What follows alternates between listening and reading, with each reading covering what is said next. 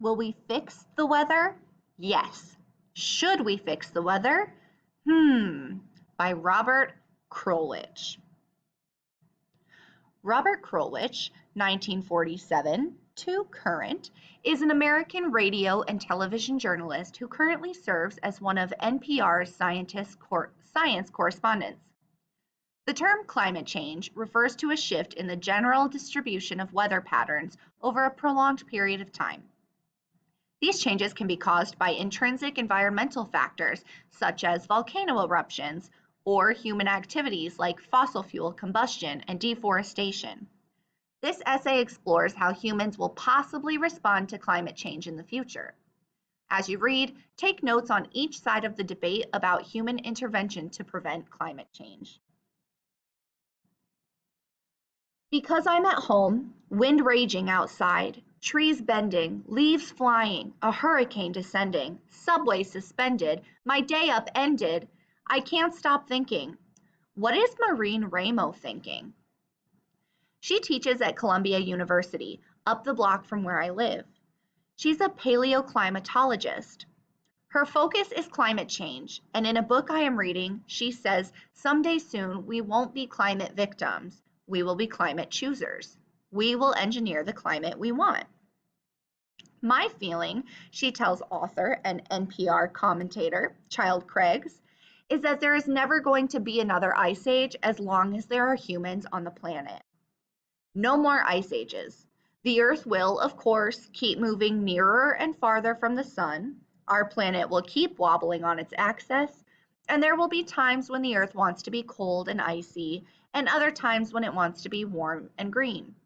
But by the end of this century, she says, we will know how to keep glaciers where we like them, on mountaintops, at the poles, not down in the valleys, in the forests where we live. We don't need an Einstein or a Newton to do this. To me, it just seems like the inevitable outcome of the rise of higher beings, meaning humans with engineering degrees that can control their destiny. And since next ice age isn't due for another 1,000 years or more, Ramo figures these same engineers will also take a shot at our global warming problem.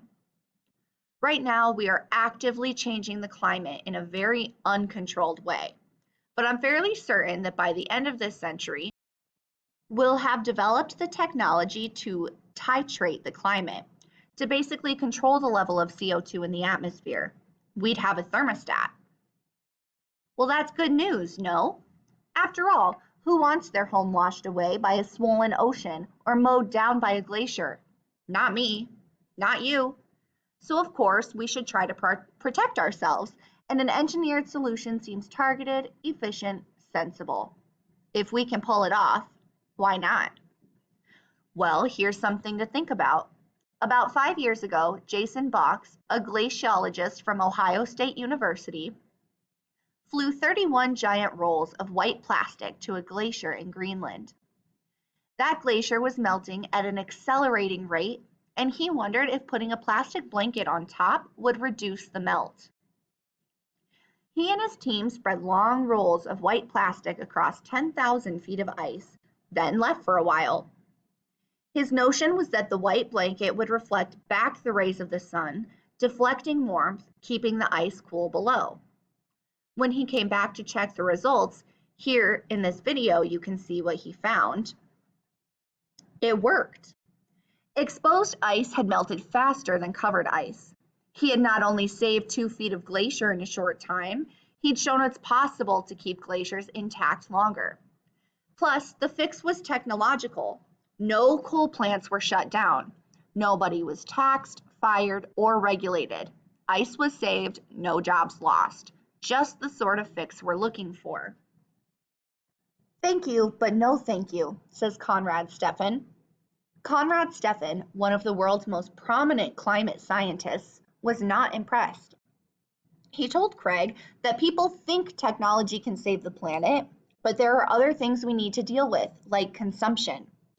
They burned $50,000 just for the helicopter, the one that brought the plastic to the glacier. This experiment, said another scientist, Jose Real, gives people false hope that climate change can be fixed without changing human behavior. It can't.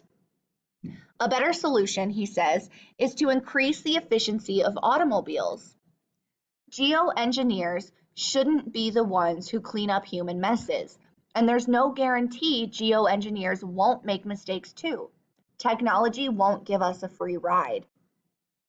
But in the long run, geoengineering, tinkering with air, oceans, the skies, will help us survive on a changing planet. Maureen Ramo is hardly alone in her prediction. More and more eminent scientists agree with her that if the human race survives, the engineers will get smarter, the tools will get better, and one day we will control the climate. But what then? Just the mention of us controlling the climate, not blindly poking at it as we are now, but manually steering it, sent a small shiver down my back, Craig writes. What does it mean to manufacture a planet to our liking, assuming we earned the skill to do so? Something sounded wrong about stopping ice ages by our own will, he says. Me? I'm with Craig on this. I like it better when the Earth takes care of itself, and I'm just a passenger. I like thinking that I'm cargo on a self-regulating blue ball that knows how it ticks and takes care of its own. I guess one day we will have to run the place, but for the moment, sitting at my desk, looking out at the trees bending wildly, the wind howling, beautiful chaos everywhere, I'm happy not to be in charge.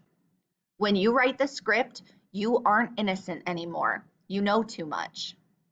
For a little while longer, I like knowing less.